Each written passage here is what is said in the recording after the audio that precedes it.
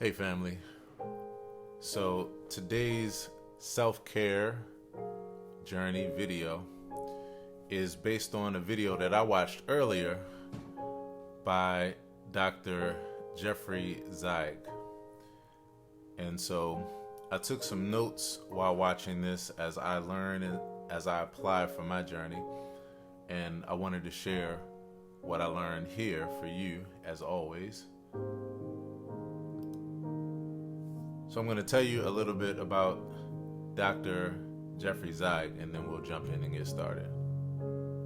And before I do, I'm going to right now post the notes that I took into this chat if you're watching live. And I'm going to actually pin that so that you can follow along. Either now you can follow along, you could check it out later, whatever you prefer. All right, so Dr. Jeff Zeig, he's a PhD and the founder and director of the Milton H. Erickson Foundation. Now, I just found out about Milton Erickson recently with the beginning of my studies of neuro-linguistic programming, as well as hypnosis and psychotherapy just in general. And so I found out about Erickson, and I started to learn about his techniques and just how monumental he was, and how he changed the game. He really changed the game as far as psychotherapy.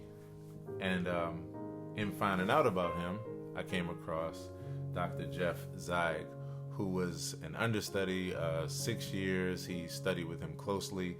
He also authored and co-authored more than 20 books on psychotherapy that appear in 12 foreign languages. He's the architect of the evolution of psychotherapy conferences, the brief therapy conferences, couple conferences, and international congresses on Ericksonian approaches to hypnosis and psychotherapy. And so I'm really appreciating him. And Dr. Zeig, if you see this video, just know I appreciate you. I wasn't trying to punch you. That was a fist bump. I really, really appreciate you for your work. And honestly, I'm honored to have come across your material, because when I found out about your story that you wanted to study with Milton Erickson, and when he declined, but he allowed you to come and actually just hang out with him for 6 years, that was the best study, as you know, that you could have had. And so I just appreciate what you learned from him. So yeah, here we go. So this is a video where I was watching his video that's called Dealing with Anxiety. And so I took some notes to apply. And so I'm going to go over them and share them here for what they're worth to you. Dealing with anxiety. All of us have it in some shape, form, or fashion. And if you don't think you have it, it's probably because you're having an anxiety attack and don't know it. No, I'm just kidding. But, it's something that happens to us regularly because of this thing here. And, we're always dealing with it. We can never use enough information with how to deal with it and how to work with it. So Dr. Zeig talks about 5 components in order to help deal with them. So those 5 components are information, increasing the tension, awareness, having a safe place, action, and that's the 5. So starting with the first component, that's information, right? So let's talk about information. Fear versus anxiety. Fear is biological, and this is something that I talk about regularly, and I can't talk about it enough, because I feel like we have a misunderstanding and therefore a misrepresentation of fear. A lot of us believe that fear is something that you should not experience, that you should not have, and that it's completely negative. And what we're really looking at and what we're talking about essentially is the debilitating aspects of what fear can do to us. We're looking at those aspects, and because we don't want to experience those, and because those are impeding to our processes and that kind of thing, we're against it. But it makes us look at fear unrealistically. Fear is biological. It's very natural. It's a natural response. I wouldn't be talking to you right now if it weren't for the fear factor, because our ancestors had to survive just like any species. And so fear is biological. It's a stimulation of chemicals to protect us by moving our body into action when it needs to. Anxiety is manifested in the mind, and at times is based on something that we have no need to be anxious about. So fear is the thing that allows you to jump out of the way when a car is coming. Fear is the thing that allowed our ancestors when there's some kind of big animal chasing us, or at the foot of a cave or something like that, to be able to have the response to get away or to fight, to fight or flight, And so this is something that's very natural and that's normal. These responses are very normal.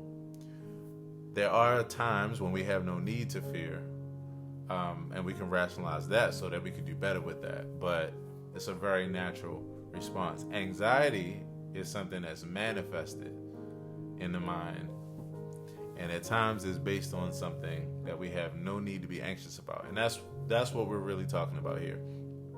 We're really talking about the times when we don't need to be anxious or fearful, that we're trying to get rid of and deal with and manage. High anxiety can decrease performance, except in an overlearned task. I like this when this was mentioned in this video, because it made so much sense. It made me think about something that I've been talking about and thinking about for a long time. Again, fear is normal. And so when you think about anxiety, there are times doing sports or doing some other kind of high activity, or high, high energy activity, where anxiety actually makes you take things to the next level and perform in a way that you've never performed before, or do some mind over matter shit, or just really push the odds, or succeed in the face of like crazy odds. I think about this as a musician, and one of the things that was pointed out here is that high anxiety can increase your abilities during something where you have an overlearned task. So my piano isn't behind me right now, because I would show it to you, but at that piano, I have an overlearned task. I've gotten to the point now where there's so much that I can do on the piano that when I go to perform, and I have noticed this myself, when I'm in situations where I may feel a little bit of anxiety, it actually allows me to overproduce. So it actually shifts, and I don't even experience it as anxiety anymore. I experience it as like excitement, or just a pure state of calm because of where I am now. But the conditions, though, are still the same. There's still anywhere from a dozen to hundreds of people that's watching me all at one time. And what I've learned is that I perform even better under those circumstances, given my particular level of skill, that I have an overlearned task. So I'll notice that, a lot of the things that I practice will all come to mind at the same time. I'll have like just these thoughts. My mind is just flowing with ideas. I'm on high alert. I recognize nuances at a much finer level. And that's because it's a situation that can produce more anxiety, and I respond well in that particular field. So that's where it's beneficial. It decreases performance every other time. In every other scenario, it decreases performance. It actually can hinder you. It can make you, instead of being able to overexpress, it can make you clamor, and it can make you draw in and be reluctant and not be able to perform. So there's levels to it. There's levels to it. It is the state of being hyper-realistic. High anxiety is the state of being hyper-realistic, which, like everything else in life, it has its pros and it has its cons. And that's the thing. That's why I say, like, we really oversimplify fear. We oversimplify it. Everything from scriptures that say God has not given us the spirit of fear and these kind of things, to just fear is terrible. So one of our acronyms, which I think is cute, when we use it at certain times, but the acronym, that we use that many people use for fear, false evidence appearing as real, I think it is. And, that's got a nice, clever kind of hooky feel to it. And it is useful during the times where you have unjustified fear.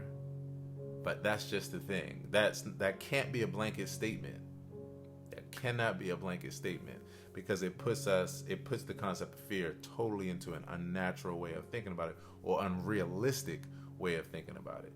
So false evidence appearing as real, I think it's great when you're actually dealing with false evidence, but there's times when you're not dealing with false evidence and you have reason to be fearful.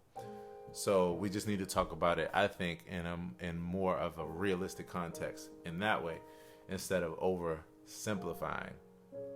So being hyper realistic, which is what happens when you're dealing with anxiety, and what happens when I'm at the piano and all of a sudden I'm noticing every little thing in a positive way. I've learned to channel that energy, which we'll talk about in a second, in a positive way. It has its pros, it has its cons. Being aware of triggers is one of the greatest keys to preventative maintenance with anxiety. Being aware of triggers is one of the greatest keys to preventative maintenance with anxiety. And so we'll talk about these types of triggers that Dr. Jeff talked about. So the first trigger is temporal. When we're moving too quickly, when you're antsy, you're moving really quickly, your mind is overwhelmed. You're moving too quickly or speeding things up. You can't think that way, and it induces anxiety.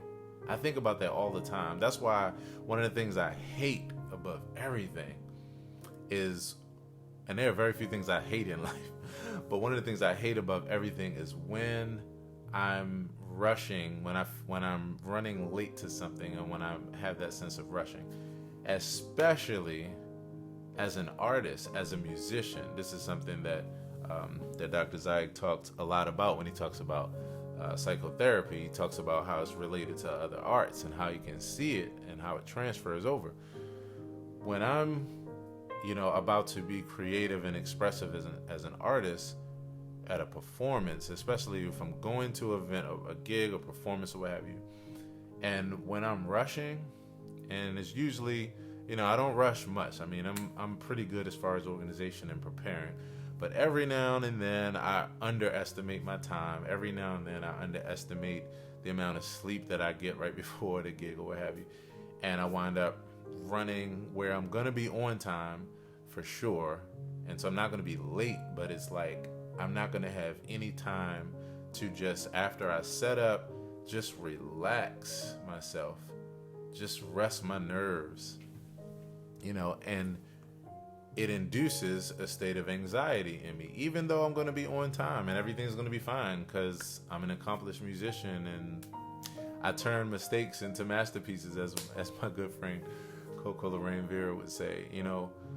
Even though that's the case, I still have a sense of anxiety because of the fact I don't want to run straight from doing into creating. I want to have a time to decompress. And so when I don't have that, it's anxiety producing. So that's temporal, moving too quickly, speeding up. Another aspect of that, which is a different avenue, but this is something else I've experienced, is ruminating over an unpredictable future. Ruminating over an unpredictable future. And I call that rehearsing outcomes. In fact, I'm going to call it negatively rehearsing outcomes. That's going to be my term for it, because there are times when rehearsing outcomes is positive. But there's a lot of times that I even found in my recent past where it's negative rehearsing outcomes, you know. And so ruminating over unpredictable future, you know, I'm a psychoanalyst, you know, even without a degree. Like, I'm always psychoanalyzing things in my own life and other people's lives. And when I think about my own life, you know, there's many times where I overanalyze things, and it actually is a good thing. It's what helps me. It's what has helped me with entrepreneurship. It's what's helped me with marketing and branding and, you know, sustaining myself as an entrepreneur. Like, it's actually being able to think of various hypotheticals and hypothetical outcomes and scenarios and rehearse them to the point of getting prepared for them for when they happen. It makes me respond to things better and all that kind of good stuff. The other side of the coin is that when it's something that you can't control and it's something that is already anxiety producing, or it can be because it doesn't feel good or is uncomfortable, it's your worst enemy. You know, it becomes over analyzing to my own detriment. And so in my recent past, as I was just dealing with some what do we call them? Some inevitables with life, you know, and my circumstances and situation, I was rehearsing how things would go when I would interact with certain people who already knew how their energy would be, or thinking about the fact that I didn't know what my next step was in certain areas in life, and I knew I had to figure it out at some point, but I wasn't allowing myself to have the time in the process. I was rehearsing the outcomes, and I was rehearsing negative outcomes. I was rehearsing the times when things could go wrong, and I was trying to prepare for them. But there's a what we call it, a thin line. You know, they're splitting hairs between when you're rehearsing something and it's positive and it's productive, and when you cross the line of ruminating negatively.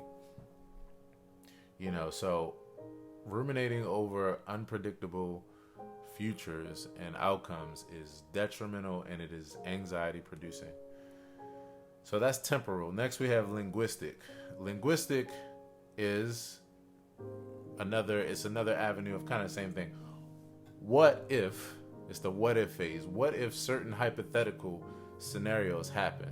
What if this happens?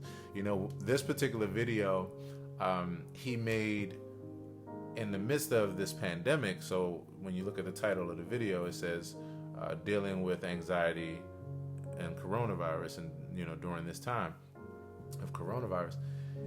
And that's the case. He, you know, directed it to that. But of course, as you can see, all these are ideas that you can apply anywhere at any time in life. So he was talking about the what if phase. What if I catch coronavirus? What if this happens to my family? What if I don't have a job? Just what if, all these what ifs.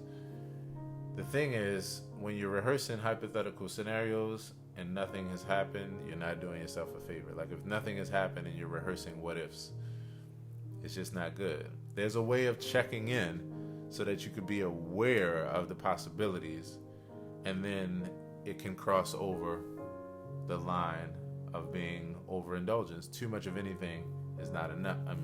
Is too much of anything is not healthy. Everything in moderation, you know. So that's one. What if phase. The second is generalizing. I'm always this way. Things always go that way. I always feel this way. That's putting yourself in like an eternal feeling of that nature. Even though, like, again, it's not even the case yet. You know, if you say a generalized statement like I used to have a friend that was like that. If something happened to him, for him, it would always happen to him. And that's the way he spoke. That would mean that he would create times by just speaking that and putting himself in scenarios and his energy being that way, that things would happen in there in that way for him. But then there was times when it wouldn't happen and he still would have the same feelings as if he had that experience. So he would actually see the times where it didn't happen and somehow still mold and shape it into the fact that it did happen, or even worse, disregard it altogether, that like this just didn't even happen at all. They weren't counting toward the side of positivity. He was only looking for and reinforcing the negatives.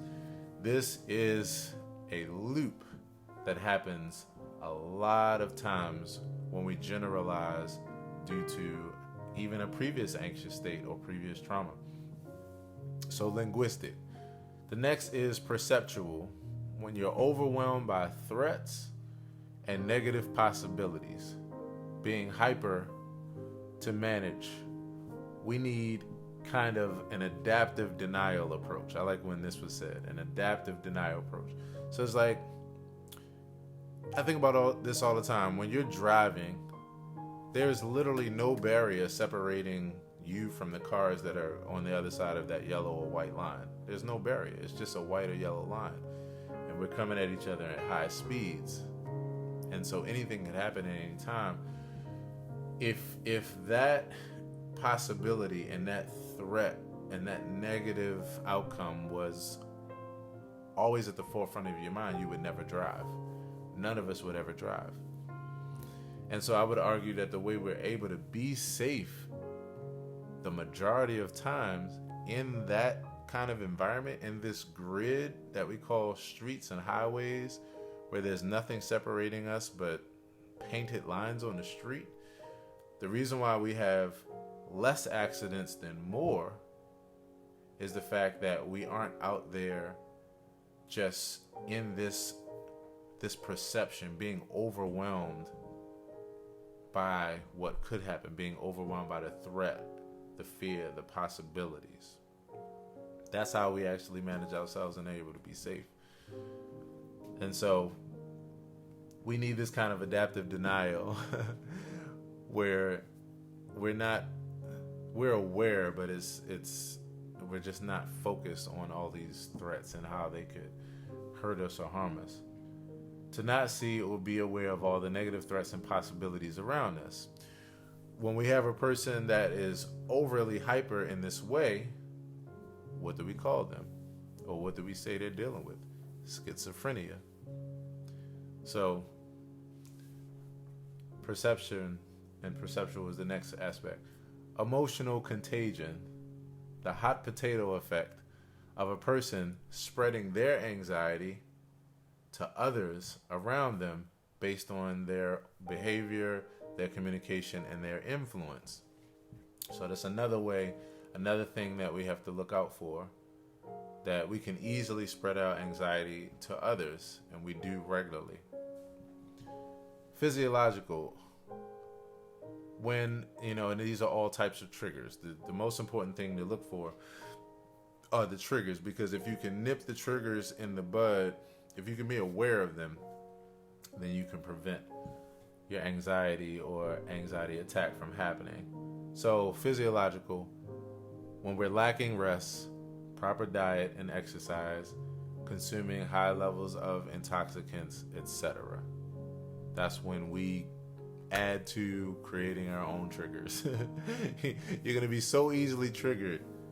If you have not gotten proper rest, you're going to be so easily triggered if you're just not eating right. If you haven't eaten and you're hungry, you become hangry, you're easily triggered. So around self-care, this is why these old cliche things of getting proper rest, diet, and exercise is just so important, even though it's pretty cliche at this point.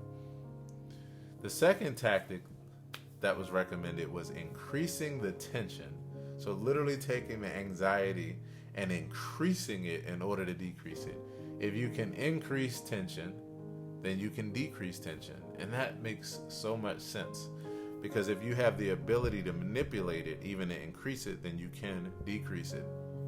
I like this because there's a lot of courses, and this is another good tactic too. So this doesn't go against it. It just adds to the toolbox.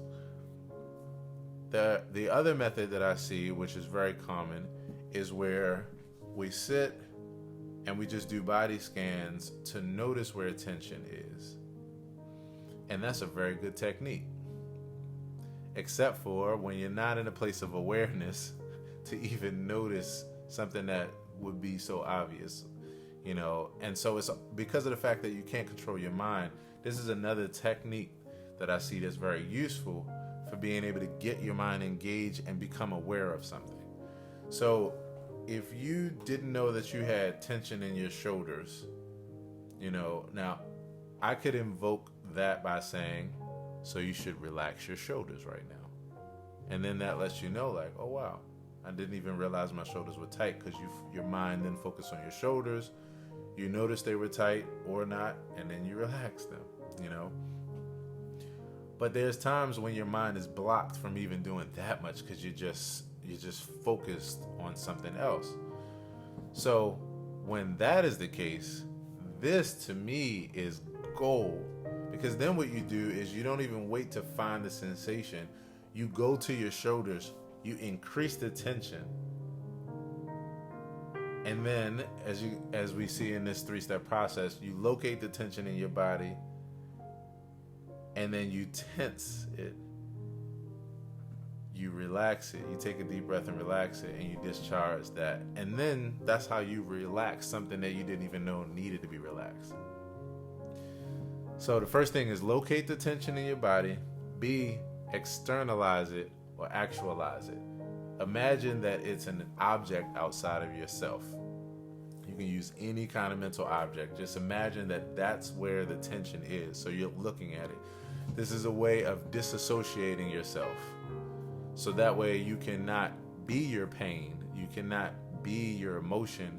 You can experience your emotion and experience yourself as going through that apart, like you're apart from it. It's two different things. That allows you to to quantify it so you can deal with it. So actualize it. Imagine that it's an object outside of yourself, and put all that tension into that object and observe that object. And then next, the tense, relax, discharge. You tense your muscles, or your face, whatever it is. You tense it. You count to 3. You take a deep breath. And when you exhale, you relax. One thing that I realized in trying this is that for the most part, I only have to really do this once in order to get my mind focused on an area that I think I'm focusing on, but I'm not quite focusing on, because after that, after I tense, count to 3, take a deep breath and relax, now my mind is directly there, and now I can feel everything. I can feel the tension that was there before. I can feel the tension that I just added there, and I can feel the relief that I just gave it. I'm way more present. So you might find that after doing that one time, or maybe 2 or 3 times, that after that, then you can just focus on relaxing and continuing to relax that aspect of your body. The next step in this 5-step process, the 5-component process, is awareness. And we've been talking about that all along, so I'm going to just go through that kind of quickly. The goal is to get out of your mind and into your senses, your sensory experience, auditory, visually, and physically. So being able to notice your surroundings and use the phrase, now I'm aware of, and then state whatever that is. Now I'm aware of my shoulders being tense. Now I'm aware of the music that's playing in the background. That is Aaron Hill, Yellows of Spring, that you can grab anywhere where you already listen to music. Spotify, Apple Music, iTunes, Amazon, etc. Go ahead and add that to your playlist and enjoy it. And we're back. So, you can say, now I'm aware of, and then whatever that is, that's where you center yourself. You're aware. You make yourself aware of all of your experience, auditory, visually, as well as physical touch and experience. I'm sitting in the chair right now, and I'm noticing my body parts touching the chair. I'm noticing my feet firmly rested on the floor. This is getting me out of my head of my experience and getting myself into just presence, my body, and that kind of thing. The 4th component is, after that, now you're finding a safe place. So you relax, you're aware of your surroundings. Now you're purposely finding a safe place. You want to use memories or fantasies to increase your sensory experience. So it's either beautiful and safe memories that bring you a sense of peace, or fantasizing about places that would give you that, or that you would like to be or like to go, that would give you that. Focus there, and then you do the same thing. Then you notice and you create in your mind. You create and notice the experience that we just had, that awareness experience, where you say, now I'm aware of this and that, So if I am, vacationing to Bermuda, that's a nice place for me to vacation. I was in Bermuda in 2011, and it was one of the most amazing times of my life. It was one of the safest, most freeing places.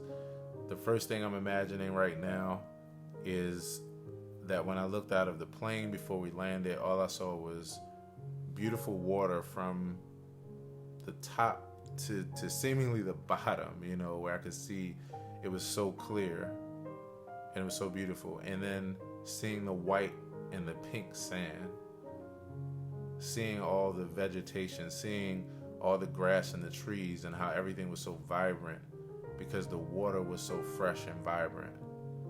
Feeling those colors all the way through the island, seeing them in the houses of the people, the different pastel colors, and how they all match this beautiful tropical environment. Seeing even more sand and water, being on the beach actually, and having my feet in the sand and my hands in the sand. Going out on a boat and just being in the midst of all this beautiful water and this quiet and this peace and this serenity, and not having anywhere to go, anything to do other than just to enjoy the experience. And so with all of that, I just took myself to a place, even right now and in real time, where it really did change everything for me. Because not only did I envision that experience, but then I started recreating and seeing that and speaking it. So I was going back through and feeling exactly the states that I felt when I was there. So using that safe place to use memories or fantasies to increase your sensory experience is really important. From this safe place, you can think clearly, rationally, and you are ready to come up with an action plan. And that's the last step of this equation, the fifth and final component. Come up with an action plan for yourself, for your family, associates, and others. Make commitments to self-care, healthy habits, first mentally, then put into action. You can't ride a bike by thinking about it. And the reason why I put that was that, when it comes down to action plans, right? How are we going to take care of ourselves from day to day? Whether it's taking 10 minutes to be able to just sit, take yourself to a safe place and just meditate, or whether it's making sure you wash your hands and don't touch your face in order to keep yourself, and everybody else safe around you during this time. Whatever your action plan is, after going through these steps, you get to a place where you can actually make a solid and sound action plan, and it's not in the midst of feeling and being anxious. It's very clear, it's very well thought out and felt out. And so therefore, it's a much better experience. So I really value going through this video. As you can see, I learned a whole lot in watching this video. It was only about I think it was 17 minutes long. But more than anything, my goal is always to learn, to apply, and then to share for what it's worth in order to help someone else with just my journey, my self-care journey. And so, yeah, that's it for today's self-care journey session. This was dealing with anxiety from the video with Dr. Jeff Zeig. And so that's it. If you enjoyed this video, the information is in the chat and in the description with all the notes that I took, so that way you can just go back and use it and save it for yourself. And yeah, just enjoy it. And if you'd like to help me to make more content like this, you can look for that information as well in the description and comment section. See y'all soon. Take care, self-care, and salud. Peace.